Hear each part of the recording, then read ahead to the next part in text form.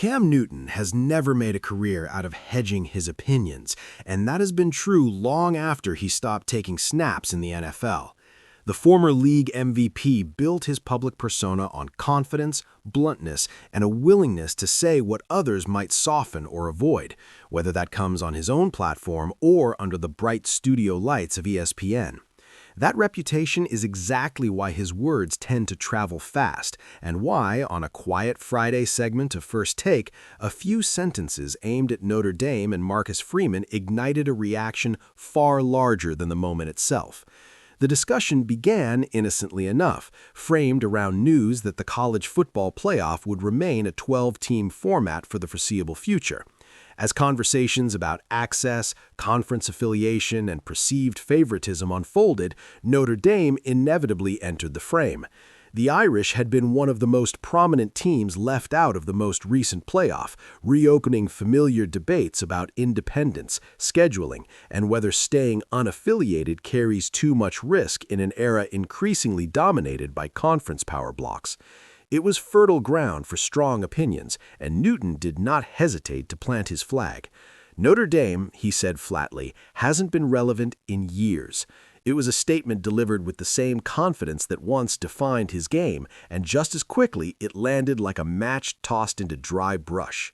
Newton went further, suggesting that it would actually be a good thing if the Irish continued to find themselves on the outside of the playoff picture, framing their exclusion as a kind of corrective rather than a controversy.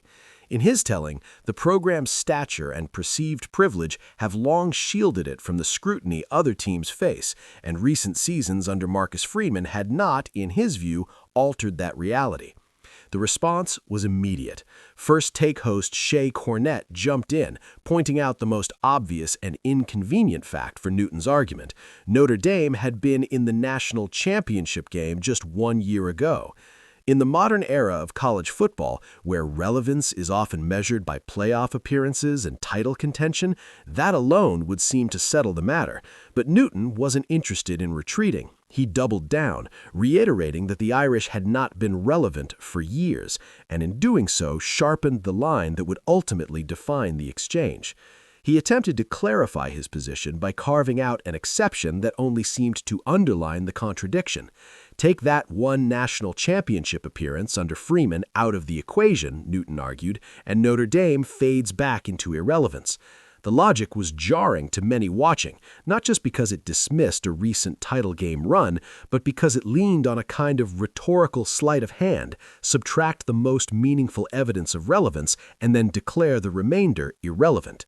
Newton bolstered his case by accusing Notre Dame of receiving preferential treatment from the playoff committee, a familiar refrain among critics who believe the Irish benefit disproportionately from brand recognition and history. He acknowledged that some would label him an SEC homer, but insisted that he was simply speaking the truth as he saw it. Those words reverberated far beyond the studio. Social media lit up almost instantly, with Notre Dame fans reacting not just defensively, but incredulously. For a fan base accustomed to criticism, especially from corners of the sport that view independence as an anachronism, this felt different. It wasn't merely a debate about conference affiliation or playoff criteria. It was a challenge to the idea that sustained competitiveness, consistent national visibility, and recent postseason success constitute relevance.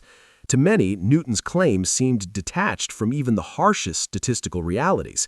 How does a program that has made multiple playoff appearances, played on college football's biggest stage, and remained a fixture in the national conversation get labeled irrelevant? The pushback wasn't limited to South Bend loyalists.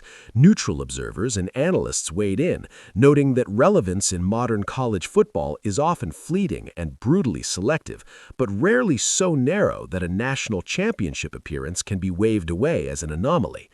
Under Marcus Freeman, Notre Dame has navigated a transitional era, blending tradition with a new identity, and while the program has fallen short of ultimate goals, it has hardly vanished from the sports center.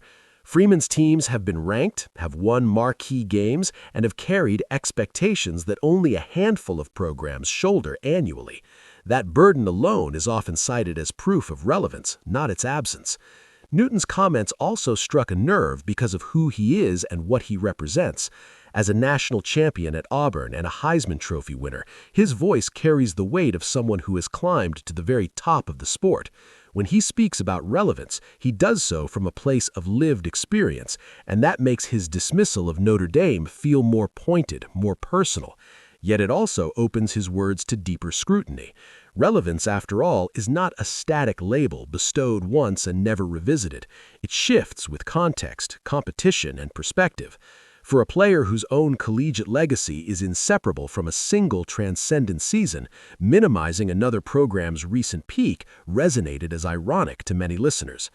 As the segment wound down, Newton punctuated his argument with the phrase that would echo loudest online. "For years," he repeated, leaving the rest of the desk momentarily silent. It was less a conclusion than a provocation, one that invited debate rather than resolution. In that pause, the contrast between perception and record hung in the air, unresolved and uncomfortable. The fallout speaks to the unique place Notre Dame occupies in college football's ecosystem. Few programs inspire such polarized reactions. To supporters, the Irish are perpetually scrutinized more harshly because of their independence and history. To critics, they are perpetually shielded by it. Newton's remarks tapped directly into that fault line, reigniting an argument that has simmered for decades and flares up whenever Notre Dame is either included or excluded from the sport's most exclusive rooms. Whether Newton missed the mark or intentionally leaned into controversy depends on perspective. What's undeniable is that his words reinforced how thin the margin is between perception and narrative in college football. A single season can redefine a program, but a single comment can just as quickly challenge that definition. For Notre Dame and Marcus Freeman, the reaction to Newton's remarks served as both a defense of recent accomplishments and a reminder of how fragile respect can be in a sport that constantly recalibrates its standards. In the end, the moment on First Take was less about Newton than it was about the unresolved tension surrounding Notre Dame's place in modern college football. The Irish remain a program that commands attention, whether through success, controversy, or critique. And if relevance is measured by the ability to dominate the conversation long after the final whistle, then the reaction to Newton's comments might have offered the clearest rebuttal of all.